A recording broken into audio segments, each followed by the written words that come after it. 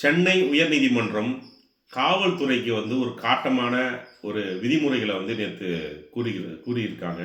அது என்ன, அதை பற்றி தான் பார்க்க போகிறோம். பொதுவாக நம்ம மீது வழக்கோ இல்லை எதிரிகள் மீது வழக்கோ காவல்துறையில் போடுறாங்க.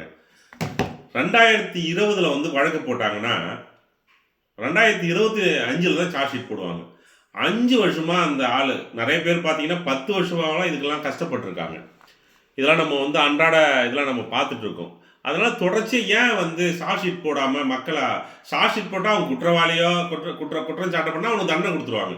ஆனால் காவல்துறை என்னன்னா தொடர்ச்சியாக சார்ஜ் ஷீட் போடாமல் காவல்துறை ஹியரிங்க அவனை அலக்கடித்து துன்புறுத்தி இதெல்லாம் பண்ணுறதுனால சீக்கிரமாக எங்களுடைய வழக்கை சீக்கிரமாக நடத்தணும்னு சொல்லிட்டு உயர்நீதிமன்றத்தில் நம்ம ஒரு ரீட் பெட்டிஷன் போடலாம். அந்த ஆர்டர் வாங்கினா உடனே சார்ஜ் ஷீட் போட்டு உடனே கேஸை நடத்தலாம். இதுதான் இது நிறைய வழக்கு வந்ததுனால அங்கே நீதிபதிகள் சரியாக போலீஸ் துறையில் சார்ஜ் ஷீட் சரியாக பண்ண மாட்டாங்க. நேற்று ஒரு காட்டம் தெரிவிச்சிருக்காங்க உயர்நீதிமன்றம்.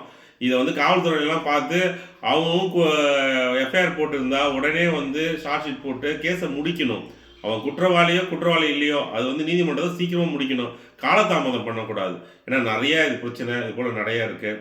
அதே போல் நம்ம தமிழ்நாடு சமூக சட்ட பாதுகாப்புக்கு ஆனால் ஐடி கார்டு எல்லா பகுதியிலையும் சங்கத்தில் இருக்கிறவங்கெல்லாம் கொடுத்துட்டு இருக்கோம். நம்ம வாட்ஸ்அப் குரூப்லேயும் போட்டிருக்கேன். அதையும் கால் பண்ணி வாங்கிக்கிங்க. யார் யாருக்கெல்லாம் அவங்களாம் டீட்டெயில்ஸ்லாம் அனுப்புங்க. அப்புறம் அன்பழகன் சொல்லிட்டு துபாயில் ஒரு டவுட் கேட்டிருந்தார். அவர் நான் சொல்லியிருந்தேன், என்னுடைய அட்ரஸ் கேட்டிருந்தார். அவர் இந்த குனாஃபான்னு ஒரு சாக்லேட் ரொம்ப ஃபேமஸான சாக்லேட்டாக அது எனக்கு கொரியரில் அனுப்புனார். நான் ரொம்ப சாக்லேட் இனிப்பெலாம் ரொம்ப சாப்பிட மாட்டேன். இருந்தும் இது என்ன அவருடைய ஆசைக்கு ஒரு சின்ன ஒரு பதிவு. குனாஃபா சாக்லேட் ரொம்ப எல்லாம் செலிப்ரிட்டி எல்லாமே சாப்பிடுவாங்கன்னு கேள்விப்பட்டிருக்கேன். ரொம்ப லைட்டாக டச் பண்ணி சாப்பிட்றேன். இப்படி தான் இருக்கும். ரொம்ப தேங்க்ஸ்.